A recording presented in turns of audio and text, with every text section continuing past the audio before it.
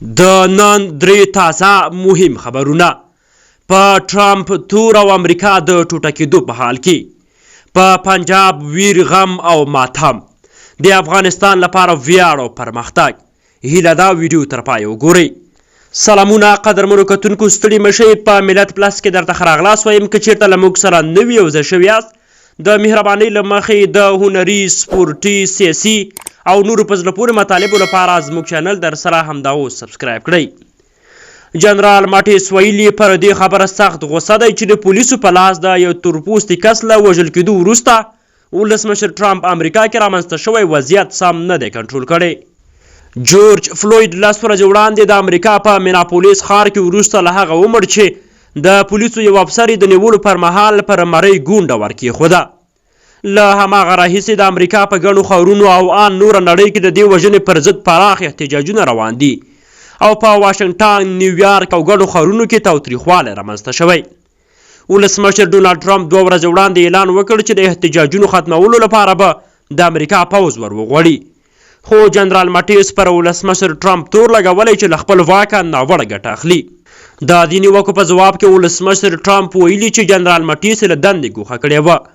ولسمشر ټرمپ پر خپله ټویټر پاڼه لیکلي: ما د مشري او ځینې نورې خبرې نه وي خوښې، نو ډېر خلک هم راسره موافق دي، ښه ده چې تللی دی. بل لور ته د امریکا دفاع اوسني وزیر مارک اسپر هم ویلي د جارج فلوید د وژل کېدو پایله کې د پیل شویو احتجاجونو پای ته رسولو لپاره د پوځیانو ځای پر ځای کولو ملاتړ نه کوي. د ښاغلي اسپر دا څرګندونې د ولسمشر ډونالډ ټرمپ له هغه ګواښه 2 ورځې وروسته مخې ته راغلي چې د احتجاجونو ختمولو لپاره یې د پوځ کارولو په تړاو کړې وه. د امریکا په دفاع وزارت کې د خبرو پر مهال ښاغلي اسپر وویل د پخواني ولسمشر بارک اوباما په ګډون ګڼو نورو امریکایي سیاستوالو او چارواکو پر ولسمشر ټرمپ نیوکې کړي دي چې روان بحران یې مهار کړی نه دی، بلکې په خپلو څرګندونو یې دا جنجال لا پسې ترینګلی دی او امریکا د ویشلو هڅې روانې دي. دویم خبر دا چې د پروان ولایت د کرنې، اوبو لګولو او مالدارۍ ریاست په دې ولایت کې د زردالو د حاصلاتو له زیاتوالي خبر ورکوي او وایي چې د اټکل له مخې د پروان د زردالو سږني حاصلات به نږدې 40,000 میټریک ټنو ته ورسیږي. د افغانستان د کرنې وزارت یوه خبرپاڼه کې ویلي چې د اټکل له مخې د پروان د زردالو کچه به نږدې 23,800 میټریک ټنه وي. د پروان ولایت د کرنې رئیس عبدالوهاب خیرزاد وایي د پروان ولایت د میوو په ډله کې له انګورو وروسته زردالو دویم ځای لري چې په دې ولایت کې د زردالو 2,298 هکټاره بڼونه شتون لري. د شینواري، سیاګرد او سرخ پارسا ولسوالۍ او د غوربند درې د شیخ علي سیمه هغه سیمې دي چې د زردالو ډیری بڼونه پکې جوړ شوي دي.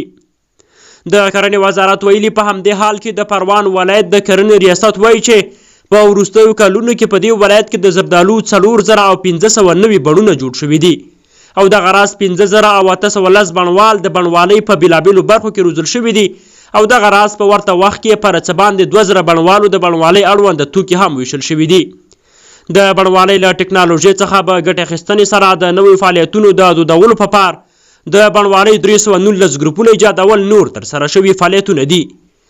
د پروان ولایت د کرنې ریاست د معلوماتو له مخې دمګړۍ په دې ولایت کې 5,945 بزګران د زردالو په پالنه بوخت دي.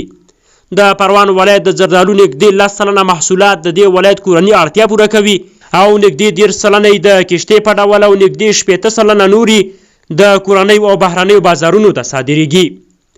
دریم خبر دا چې د پاکستان د پنجاب ایالت د صوبایي اسمبلۍ غړی شوکت چیمه د کرونا وایروس له کبله هلاک شو.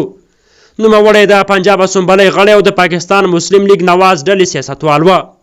شوکت چیمه چې په پنجاب کې په مشهور شخصیت و او د سیاست په ډګر کې وتلی نوم لره. د پاکستان د مسلم لیگ مشرانو نواز شریف دا د پاکستان لپاره یو دردونکی خبر بللی. همدا شان په پاکستان کې د کرونا ناروغي په زبردست چټکۍ خورېږي او په تیرو 24 ساعتونو کې په دغه ناروغي 4,000 زیات کسان ککړ شوي دي. په پاکستان کې ټوټال 84,900 کرونا وایروس نیولي او ټوټال 1,106 کسان هلاک کړي دي. د ویډیو تر پای لیدلو مو مننه. لایک کړئ، خپلو دوستانو سره شریک کړئ او زموږ چینل سبسکرايب کړئ. تر بیا مو په پاک رب سپارم.